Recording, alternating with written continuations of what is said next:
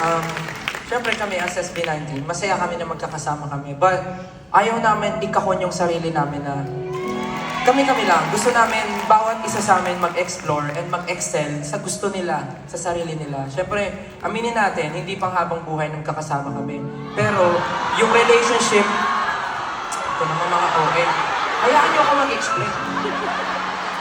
Guys, concern namin to.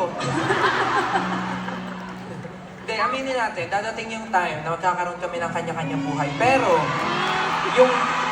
yung friendship, yung family Huwag daw, hindi pa nga daw. Grabe. Isa na ano, handa. Oh, sige. Dadating yung araw na... Oh.